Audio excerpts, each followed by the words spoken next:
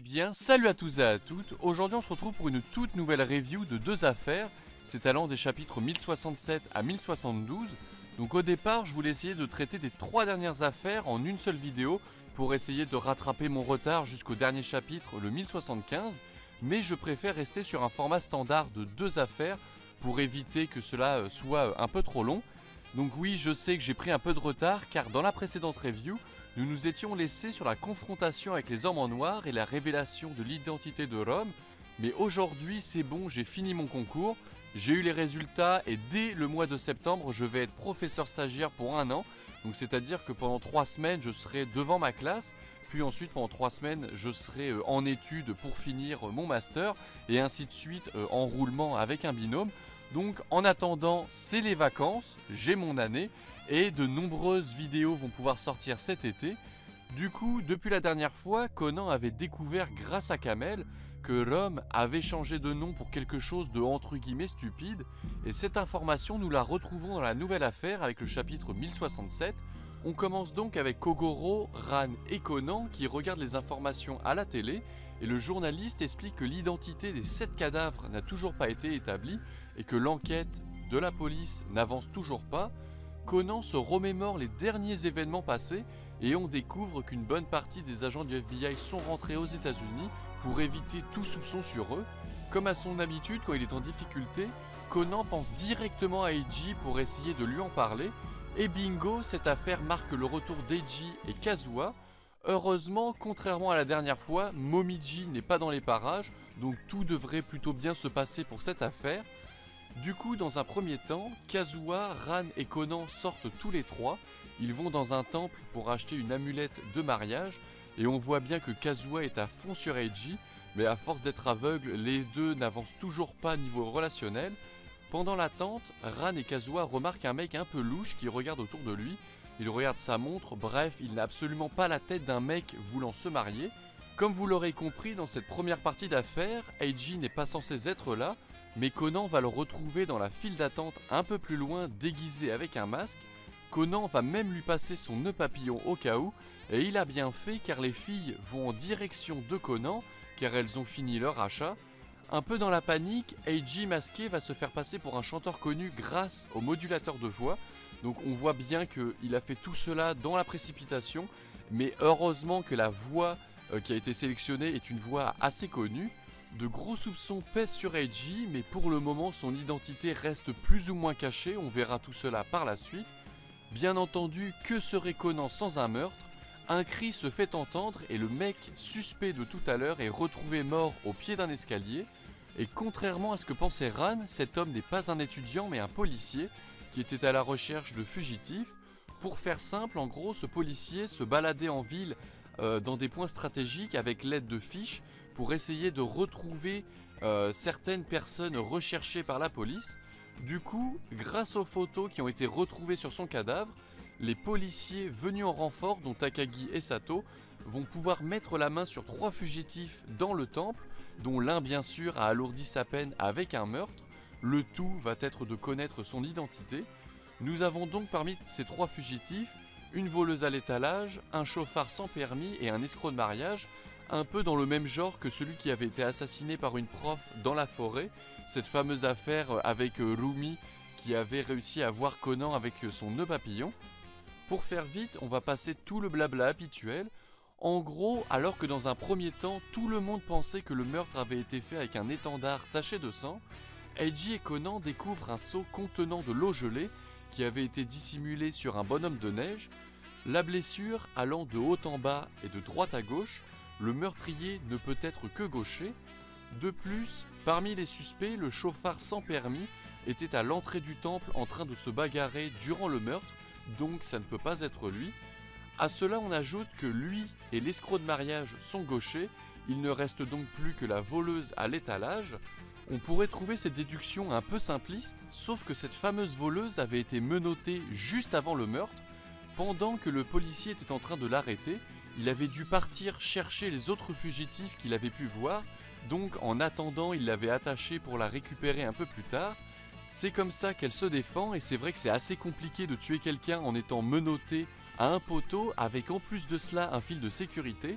Et c'est là que Conan va montrer l'astuce de cette affaire, une manipulation digne des grands magiciens qui se font attacher et plonger dans l'eau, puisque ici Conan va bien montrer que même si cette fameuse voleuse à l'étalage ne pouvait pas enlever les menottes, il était totalement possible de dissocier les menottes du fil de sécurité, donc c'est-à-dire qu'elles n'étaient plus attachées au poteau, mais elles pouvaient se mouvoir comme bon lui semblait avec les menottes. Donc on voit bien que Gosho avait ce truc en tête depuis le début et qu'il a construit toute son histoire autour pour mettre en valeur l'élément réaliste. Maintenant que la meurtrière est arrêtée, Conan souhaite parler à Eiji de la confrontation précédente et il lui demande ce qui lui vient à l'esprit quand on parle de non stupide. Et là il nous sort un truc du turfu, 80 tomes plus tôt, donc c'est-à-dire au tome 20, lors d'une affaire avec des magiciens. Si vous vous souvenez bien, c'était l'affaire où Conan était malade et il avait dû traverser un pont en feu pour venir en aide à Ran et Sonogo. Et bien, dans cette affaire, parmi les magiciens, nous avions un personnage du nom de Doito Katsuki, anagramme de Kaito Kid, et là nous avons un début de piste menant vers Rome, même si Conan ne fait pas encore le rapprochement. Et enfin, pour conclure cette affaire, Kazuha finit par démasquer Eiji, même si on voit bien qu'elle le savait depuis le début. Et encore une fois, nous avons le droit à une scène d'engueulade, puisque Eiji avoue à Kazuha qu'il était là aussi pour un saut de mariage, et elle, comme une conne, on va le dire directement, lui demande pour qui est ce fameux saut de mariage. Donc encore une fois, aucune avancée de ce côté-là, même si nous savons que c'est réciproque pour les deux. Maintenant, passons à la seconde affaire qui débute avec le file 1070, et nous retrouvons les Detective Boys en route pour aller dans leur école, puisqu'en effet, suite à l'affaire dans une ferme, donc c'était l'affaire allant des files 1061 à 1064, où nous avions Amuro et Rumi réunis, la petite troupe n'a pas pu repartir avec la poule, et l'école a donc opté pour un lapin, et ils vont à l'école pour s'en occuper. Dès le début du chapitre, nous voyons qu'Aibara commence à angoisser suite à la confrontation avec les hommes en noir à laquelle elle n'a pas pu assister. Elle devient un peu parano, elle entend des bribes de conversation dans la rue et son cerveau fait un lien avec ce qui lui fait le plus peur, mais heureusement Conan est là pour la rassurer.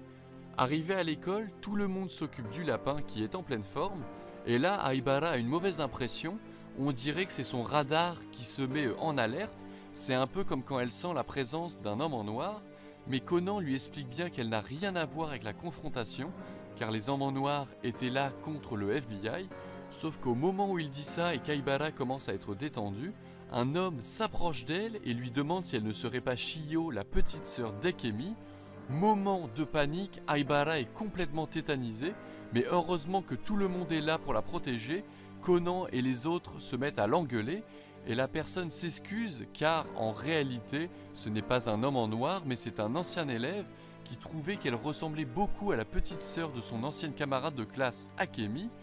Donc on découvre pour la première fois du manga qu'Akemi a étudié à l'école Teitan ou Tif Detect en français.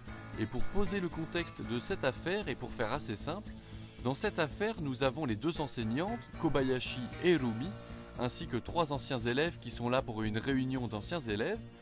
2 informations importantes.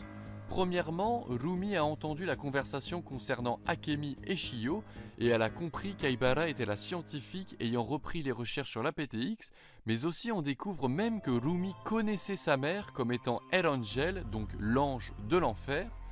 Deuxième point important, les personnages qui organisent la réunion décident de commander des sushis. Et vous savez tous qui va pointer le bout de son nez à la fin de l'affaire, donc ce sont vraiment 2 points très importants.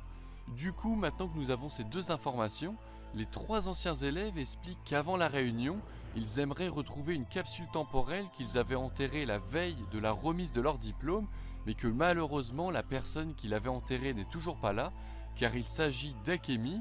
Eux ne savent pas qu'elle est décédée, donc ils peuvent encore l'attendre très longtemps. Pour retrouver cette capsule, un code avait été donné à une ancienne professeure, code qu'ils ont en leur possession grâce à Kobayashi, et elle explique que dans cette capsule, Akemi a paraît-il laissé un message pour les 3 anciens élèves, ainsi que pour sa petite sœur Chiyo qu'elle ne voyait que très peu. Donc Conan rassure encore une fois Aibara, donc vraiment dans cette affaire, on voit que Conan il est vraiment ultra protecteur vis-à-vis d'elle, et donc il la rassure en lui expliquant qu'il va essayer de doubler les 3 élèves en trouvant la capsule avant eux, et bien entendu Aibara aura la priorité sur ce message. Nous allons passer toute la phase de recherche car c'est ce qui prend une très grande partie de l'affaire, mais en résumé, on découvre que les 3 anciens élèves ont quelque chose à se reprocher et ils recherchent absolument cette capsule pour éviter que leur secret ne soit révélé. Pour les garçons, l'un est à l'origine d'un départ d'incendie dans une salle de l'école, tandis que l'autre avait eu sa peinture primée dans un concours artistique, alors même que celle d'Akemi était bien meilleure que la sienne. Et pour la dame, elle avait été surprise en train de tricher un examen, donc c'est pas vraiment la fête, surtout pour quelqu'un qui est devenu médecin par la suite. Bref, parmi ces 3-là qui ont quelque chose à se reprocher, à la fin on découvre que celui qui avait mis le feu a tenté d'interférer dans les recherches en inventant de faux indices, mais heureusement il est démasqué par tout le monde. Pour une fois, personne n'est mort pour un stupide secret, donc rien de grave finalement. Et là nous avons un moment qui fait plaisir à Aibara puisque tout le monde explique leurs craintes quant au contenu de la capsule. Vraiment tout le monde avait peur qu'Akemi balance leur secret, mais Conan explique qu'Akemi était toujours là pour leur venir en aide et elle n'aurait jamais fait une chose pareille. Le message qu'elle a laissé montre même qu'elle voulait que les rêves de chacun se réalisent, donc elle était vraiment dans la bienveillance la plus pure. Grâce à Conan, Aibara peut enfin lire le message qui lui a été adressé avec en bonus une petite photo où les 2 sœurs sont en train de s'entrelacer. C'est vraiment un moment très important pour elle car on sait que la mort de sa sœur l'a beaucoup affectée et enfin dans ce monde qui l'a fait tant souffrir, elle a le droit à un petit moment de répit grâce à sa grande sœur. L'affaire aurait pu se terminer ainsi mais c'était sans compter Sushiman qui a livré la commande. Aibara ressent sa présence et elle est totalement paralysée. Conan court dans le couloir, mais comme Wakita est déjà reparti, il croit qu'Aibara exagère un peu. Rumi se met à la fenêtre et le regard des deux se croise. Wakita dit même quelque chose dans ses pensées. Une ancienne élève décédée ne peut pas être présente à la réunion, donc même s'il n'est venu que pour livrer une commande de sushi, il garde toujours un œil sur tout ce qui se passe dans le quartier. Et encore une fois, même si nous savons que c'est lui Rom, il n'a toujours pas rencontré Aibara, donc ça confirme ce que j'avais pu dire dans ma théorie, que si un jour il y a une rencontre entre Aibara et Rom, alors ça va être vraiment très chaud pour elle. Voilà, sur ce, ça va être la fin de cette vidéo, j'espère que vous l'aurez aimé. N'hésitez pas à mettre un like et à vous abonner. Bien entendu, la prochaine review devrait arriver un peu plus rapidement que celle-ci, puisque comme je suis en vacances, je vais avoir un petit peu plus de temps pour faire mes vidéos. Donc voilà, comme j'ai pu le dire, si vous avez aimé, un petit like, et sur ce, peace.